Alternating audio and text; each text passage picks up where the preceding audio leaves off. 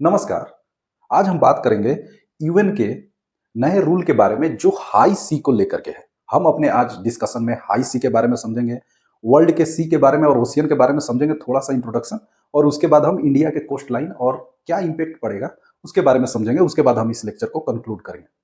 मतलब हाई सी को प्रोटेक्शन के लिए यूएन अभी एक नई बॉडी बनाने के लिए सोच रहा है। ऐसे सी लॉज जो हैं आपका एक संस्था है यूएन के अंडर ही काम करती है। UNCLOS, United Nation Convention on Law of Sea. इसका एस्टेब्लिशमेंट जो हुआ था 1982 में हुआ था। और ऐसा करने का मतलब यूएन ऐसा क्यों चाहता है कि हम हाई सी को भी प्रोटेक्ट करें। हम समझेंगे कि हाई सी क्या है। बीबीएनजे पेरिस में क्या हुआ था, पेरिस कॉन्फ्रेंस में जब ओशियन पे बात हो रहा था तो उस समय बात निकली कि हम हर जगह बायोडाइवर्सिटी बचाने का कोशिश करते हैं, लेकिन हम एक जगह को हमेशा से मिस कर रहे हैं जो काफी बड़ा है। तो उन्होंने कहा कि क्या, तो biodiversity beyond the national jurisdiction, मतलब किसी कंट्री के अंडर जो नहीं आता है, किसी कंट्री के जुरिडिक्शन में नहीं आता है, उस एरिया को हम हमेशा से नेग्लेक्ट करते आ रहे हैं। तो उस पर हमको कुछ करना चाहिए। तो यूएन ने फाइनली सोचा कि एक नई बॉडी बनाई जाएगी जो सिर्फ टेक केयर करेगी हाई सी का। और हाई सी हम समझेंगे, इसको हम अच्छे से समझेंगे कि हाई सी हम किसको बोलते हैं। तो यहां पे क्या होगा कि राइट ऑफ द कंपनी है, मतलब हाई सी का ना कोई माई बाप नहीं था। वर्ल्ड में जितने भी हाई सी वाले एरिया हैं, क्षेत्र हैं, उनका कोई माई बाप नहीं है। कोई देश उनका ख्याल नहीं रखता। मतलब वो एक तरह से कहिए तो सबका है और किसी का नहीं है। तो कोई उसको ख्याल नहीं रखते हैं, बस एक्सप्लॉइट करने की कोशिश करते हैं। कोई भी आया, कुछ भी डंप करके चला गया। वहां पे इन्वायरमेंट पोल्यूशन और मेरीन पोल्यूशन बहुत ज्यादा इंक्रीज हो रहा है। इसके चलते ये करना पड़ा। तो क्या होगा कि वहां पे जो कंपनी का राइट होगा, जो अभी भी एक्सप्लोर कर रही है, वो चेंज हो जाएगा। हो सकता है लोग विरोध भी करें। उसके बाद जो है प्रोटेक्शन ऑफ इंडेंजर्ड स्पेसीज होगा। ऑल एक्टिविटी प्लांट किया जाएगा इन दिस एरिया। मतलब सारे एक्टिविटी जो है, इस ये रूल आ जाने के बाद नई नई जो आपका बॉडी बनेगी इन क्लॉस यूएन क्लॉस के अंतर्गत, उससे क्या होगा कि जो हाई सी में भी एक्सप्लोरेशन कर रहे हैं, कोई भी, मतलब वहां पे किसी पे कोई रिस्ट्रिक्शन नहीं है। तो अब क्या होगा कि कुछ रिस्ट्रिक्शन किए जाएंगे और कुछ प्रोसीजर बनाए जाएंगे कि इसके तहत ही आप उसमें एक्सप्लोर कर सकते हैं। किसी को रोका नहीं जाएगा, किसी भी कंट्री को रोका नहीं जाएगा, लेकिन आपको अपनी रिस्पॉन्सिबिलिटी कैरी करके ही उसमें भी एक्सप्लोर करना है। अब वैसे हाई सी का जो है ना, बाई वॉल्यूम हम ऐसे जानते हैं कि 70% जो एरिया है ना हमारे अर्थ सरफेस पे, वो समुद्र से, महासागर से ढका हुआ है। मतलब वी हैव 70% वाटर और बाकी 30% लैंड है। तो उसमें से 95% जो वॉल्यूम है ना, मतलब सबका हक देने के बाद सारे नेशन, जितने भी 195 जो देश हैं, उनका जो कोस्ट लाइन पे जिनका अधिकार है और उनको इसके अकॉर्डिंग अधिकार देने के बाद 95% बाई वॉल्यूम, मतलब ऐसा लेंथ, ब्रेथ और हाइट को देख करके लिखिएगा तो पूरा 95% वॉल्यूम जो है वो खाली रहता है। मतलब वो सबके लिए है और कुछ भी इनडिस्क्रिमिनेट मैनर में वहां पे सारे कंट्री काम करते हैं। और 64% बाई सरफेस, और जितना भी 70% जो वाटर है उसका बाई सरफेस एरिया के अनुसार देखिएगा तो वो 64% एरिया है। मतलब इतना बड़ा एरिया आज तक जितने भी अर्थ कन्वेंशन हुए हैं यूएन के बायोडाइवर्सिटी प्रोटेक्शन के लिए हुए हैं, इतना बड़ा क्षेत्र कहीं ना कहीं नेग्लेक्टेड था। तो अब जाकर के आंख खुली है यूएन की कि वो हाई सी के लिए भी कुछ रूल्स, रेगुलेशन और कॉन्टिनेंट जो वहाँ या कंपनी जो एक्सप्लोर कर रही है उनको कुछ रिस्पॉन्सिबिलिटी दिया जाए। तो पहले हम समझते हैं कि यूएन क्लॉज का नियम क्या है। देखिए, एक कंट्री होती है तो कंट्री का जो मतलब एज है, आपका कोस्ट लाइन का एज है, वो तो सीमेंटेड नहीं है, पूरी तरह से बराबर तो नहीं है। तो सबसे पहले ना एक उसके द्वारा बेस लाइन क्रिएट किया जाता है। क्या किया जाता है? बेस लाइन बनाया जाता है एवरेज लेकर के। अब इसके अंदर जितना पानी आ गया, जितना समुंदर आ गया, उससे कोई मतलब नहीं है। तो एक बेस लाइन बनाया जाता है, मतलब बेस लाइन से 12 नॉटिकल माइल, देखिए किलोमीटर नहीं, किलोमीटर, एक नॉटिकल माइल में 1.85 किलोमीटर होता है। तो ये याद रखिएगा। पानी में हम इससे देखेंगे, जो भी यहाँ पे बात हो रही है वो नॉटिकल माइल में हो रही है। तो आपके बेस लाइन से 12 नॉटिकल माइल तक समुद्र में वो आपका टेरिटोरियल सी होता है। क्या होता है? टेरिटोरियल सी होता है।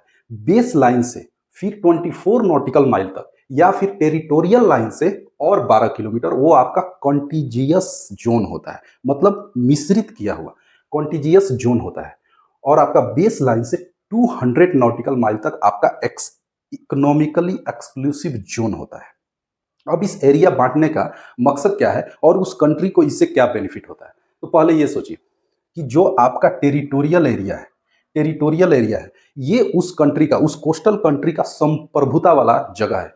वो यहाँ पे किसी को भी आने से रिस्ट्रिक्ट कर सकती है, रोक सकती है, इवन कि अगर कोई आ गया तो उसको मार सकती है, उड़ा सकती है, डुबा सकती है, कुछ भी कर सकती है, ये कंट्री का है। इवन कि अगर कोई भटकते हुए आया तो इनोसेंट पैसेज भी दे सकती है कि ओके ओके आप भटक गए हैं डिजास्टर में, वो अलग बात है। लेकिन यहाँ पे पूरी तरह से कंट्री का सोवेरेनिटी कैरी करता है, टेरिटोरियल सी तक, वहां तक बिना परमिशन का कोई नहीं आ सकता। कॉन्टिजियस क्या है? ये एक्सक्लूसिव इकोनॉमिक जोन और टेरिटोरियल सी के बीच का ट्रांसफॉर्मिंग एरिया है। यहाँ पर भी सोवेरेनिटी है, यहाँ पर सोवेरेनिटी है, यहाँ तक आप रहिएगा ना तो आपको वार्निंग दे सकती है, आपको इधर से जाने का पैसे जो कंट्री दे सकती है, इनोसेंट पैसे, जैसे हमारा ही खेत बाड़ी होता है घर में, तो कोई भटक करके और खड़ी फसल में भी गलती से अगर चला गया तो उसका जान थोड़ी लेते हैं, लेकिन जानबूझकर करता है, वहां पर आकर के उखाड़ने लगे, मतलब खड़ी फसल को काटने लगे, बर्बाद करने लगे, तब हम एक्शन लेते हैं। तो यहां से कोई भटक करके आया, इसको इंटरनेशनल लेवल और टेक्निकल लैंग्वेज में बोलते हैं इनोसेंट पैसेज, मतलब मासूम, भटक करके भूल करके बेचारा आ गया तो उसको जाने देते हैं। यहां तक वो टैक्स लगा सकती है, मतलब आप भटक के आ भी गए, आपको हम जाने देंगे लेकिन हम टैक्स जरूर मारेंगे, तो ये यहां पे कर सकती है। एक्सक्लूसिव इकोनॉमिक जोन क्या है? एक्सक्लूसिव इकोनॉमिक जोन में जो, मतलब 24, समझ लीजिए 24 नॉटिकल माइल, टेरिटोरियल और कॉन्टिजियस को छोड़ करके 24 नॉटिकल माइल के उधर से 200 नॉटिकल माइल तक कोई भी आता जाता है, उस पर कोई रिस्ट्रिक्शन नहीं है, हम सिर्फ नजर रखेंगे। लेकिन वो यहाँ पे फिशिंग नहीं कर सकते, कोई भी इकोनॉमिक एक्टिविटी कोई भी कंट्री नहीं कर सकती, जासूसी नहीं कर सकती, कुछ भी नहीं कर सकती। इसके बाद वाला जो एरिया होता है हमारे एक्सक्लूसिव इकोनॉमिक जोन के बाद वाले को हम हाई सी बोलते हैं। अब हाई सी में कौन क्या कर रहा है, डूब के मर रहा है या कुछ भी कर रहा है, कोई वहां पे फिशिंग कर रहा है, ट्रैवलर्स होते हैं, बड़े बड़े जहाज होते हैं जो मतलब पूरा ट्रैवलिंग, मतलब ना ऐसा सी बेड को खरकोच के उठा लेते हैं, वो सब वहां पे कुछ भी कर रहा है, तहस नहस कर रहा है, पूरा एम्बिएंट इन्वायरमेंट जो है महासागर का उसको बर्बाद कर रहा है, फिर भी कोई कुछ नहीं बोल सकता। और इसी क्षेत्र के लिए यूएन कंसर्न है, इसी क्षेत्र के लिए यूएन कंसर्न है कि इसका कोई माई बाप नहीं है, जबकि ये बहुत बड़ा क्षेत्र है। तो हाई सी इस क्षेत्र को कहते हैं। इकोनॉमिक एक्सक्लूसिव जोन में आप आर्टिफिशियल आइलैंड बना सकते हैं, सॉरी आप आइलैंड बना सकते हैं, कुछ भी कर सकते हो, वो आपका अधिकार है। अब मैंने यहाँ पे क्या किया है ना, इसी एक्सक्लूसिव इकोनॉमिक जोन को अगर परपेंडिकुलर ऊपर लेकर चले जाइएगा और आपका टेरिटोरियल को भी ऊपर लेकर चले जाइएगा, कॉन्टेजिनियस को भी ऊपर लेकर चले जाइएगा, तो आपका ये बनाता है इंटरनेशनल एयर स्पेस। याद रखिए, धरती पे दो चीज कॉमन है, नीचे सरफेस पे पानी और हवा में एयर, तो ये सारे कंट्री का अधिकार है। तो ये जो हुआ था, ये शिकागो कन्वेंशन में हुआ था कि अलग अलग क्या नापना है, यहीं से अगर वर्टिकल हम उठा देंगे तो वो उस कंट्री का territorial air space, contiguous air space और इकोनॉमिक, अब ऊपर में क्या बनाएगा, एक्सक्लूसिव इकोनॉमिक जोन। तो यहां तक आपका क्या होता है, इंटरनेशनल एयर स्पेस होता है। यहां से उसी तरह से फ्लाइटें अलाउ होती हैं आने जाने के लिए। इसके अलावा एक होता है नो फ्लाई जोन, जहां पे हमारी सेंसिटिव इंफॉर्मेशन वगैरह, जैसे मान लीजिए missile testing range, rocket launching station, आपका राष्ट्रपति भवन, जो हमारे संप्रभुता, देश के संप्रभुता के एक सिंबल है, तो वहां से नो फ्लाइट जोन होता है। अभी हाल फिलहाल में आपने सुना होगा, एक या 1.5 साल पहले नरेंद्र मोदी बियर ग्रिल्स के साथ कॉर्बेट नेशनल पार्क में घूमने गए थे, तो उसको भी नो फ्लाई जोन क्रिएट कर दिया गया था। तो नो फ्लाई जोन ऐसा हम बनाते हैं अपने डिग्निटी और संप्रभुता को बचाने के लिए। 26 जनवरी, 15 अगस्त पूरा दिल्ली नो फ्लाई जोन होता है, इवन कि आप ड्रोन भी नहीं उड़ा सकते। तो ये होता है नो फ्लाई जोन, और ये होता है आपका इंटरनेशनल एयर स्पेस, जिसमें कंट्री रोकती है। अभी जैसे पाकिस्तान बोला कि हम इंडिया को अलाउ नहीं करेंगे अपने इंटरनेशनल एयर स्पेस में आने के लिए, तो ये सिविल और फाइटर जेट, सिविल तो यहाँ तक अलाउ रहता है, सिविल तो यहाँ तक अलाउ रहता है, लेकिन जो मिलिट्री एयरक्राफ्ट हैं उन पे इसमें इंटरनेशनल एयर स्पेस में हर कंट्री थोड़ा सा कॉन्शियस रहती है। या फिर रिकोनेंस सर्विस लॉन्च वाले जो अभी हो रहा है, जैसे अभी हाल के न्यूज में था आपका पैरासूट, अभी सुना होगा आपने, बैलून वगैरह चाइना से, तो इस सब के लिए थोड़ा कंट्री ज्यादा कॉन्शियस रहती है। तो ये हुआ आपका मतलब सी कोस्ट और एयर स्पेस, उसी के अकॉर्डिंगली ये जो हुआ था ये आपका शिकागो कन्वेंशन में डिसाइड किया गया था कि हम दूसरा लॉ क्यों बनाए, मतलब दूसरा बॉडी क्यों बनाए, इसी से हम अपेरेंटली एयर स्पेस भी, इंटरनेशनल एयर स्पेस भी डिसाइड कर देंगे। ओके, अब हम ना थोड़ा सी के बारे में और ओशन के बारे में समझने की कोशिश करते हैं। इसमें बहुत कंफ्यूजन होता है। देखिए, सी जो है ना वो ऑलमोस्ट 50 है नंबर में, 50 55 50 है, 50 है, लेकिन आपके ओशन जो है वो 5 है। ओशन कितने हैं? 5 हैं। कई लोग ना महासागर और समुद्र, सागर, महासागर और सागर में मतलब कोरिलेट करते हैं, दोनों को इंटरचेंजेबली यूज करते हैं, उनमें अंतर होता है। सी हम उसको बोलते हैं, सी according to definition, a sea is defined when it is partially covered by a part of ocean which is partially captured by a continent is known as sea, is known as sea। जैसे यहाँ पे आपका ना Andaman Nicobar island है, तो यहाँ पे एक अंडमान सी है, ठीक है। एक्चुअली वो पार्ट किसका है? पार्ट है तो इंडियन ओशन का, लेकिन उसको हम क्या बोलते हैं? अंडमान सी। इधर आप देखिएगा ना, चुकी सागर, व्हाइट सागर, नॉर्वेजियन सागर, बाल्टिक सागर, तो दीज आर, इनको बोलते हैं सी। हमारे पास सागर की, वो भी सागर में भी बहुत बड़ा कंफ्यूजन था। सागर भी पहले 4 थे। इसमें इसको सदर्न सी को कुछ ज्योग्राफी वाले बोलते थे कि हम सी मान, सदर्न ओशियन को कुछ ज्योग्राफर्स बोलते थे कि हम मानेंगे, और कुछ बोलते थे कि नहीं मानेंगे। फाइनली ये डिसाइड हुआ कि सदर्न महासागर जो है, सदर्न ओशन, इसको एक ओशन की उपाधि दे दी जाए। तो अब हमारे पास महासागर कितने हैं? 5। कौन कौन से हैं? Arctic ocean, Arctic ocean, Pacific ocean, ये एक ही है। पैसिफिक ओशन से चूंकि ये मैप, वर्ल्ड मैप का काटा गया है, इसलिए दोनों तरफ दिख रहा है। तो Arctic ocean, Pacific ocean, Atlantic ocean, कितने हुए? 1 2 3। ये आपका सदर्न ओशन 4 और आपका इंडियन ओशन 5, जिसमें सबसे छोटा कौन है? Indian ocean. सबसे बड़ा कौन है? Pacific ocean. सबसे छोटा कौन है? Indian ocean. सबसे बड़ा कौन है? Pacific ocean. तो ये वर्ल्ड के आपके ओशन हो गए। और ओशन है तो आपके पास सी कोस्ट होगा, और सी कोस्ट होगा तो यूनिक क्लॉज के अनुसार, यूएन क्लॉज के अनुसार, United Nation Convention on Law of Sea के अनुसार आपके कुछ अधिकार होंगे। तो हमको सबका अधिकार जानने की जरूरत थोड़ी है, हम इंडिया का अधिकार जानेंगे। तो आइए देखते हैं।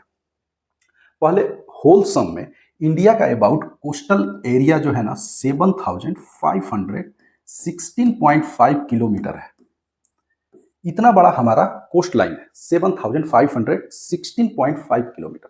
अब इनका अलग अलग नाम है, अलग अलग नाम है। तो आपका जो गुजरात कोस्ट पे है ना, ऐसे गुजरात वाले कोस्ट को, इसको बोलते हैं काठियावाड़ कोस्ट।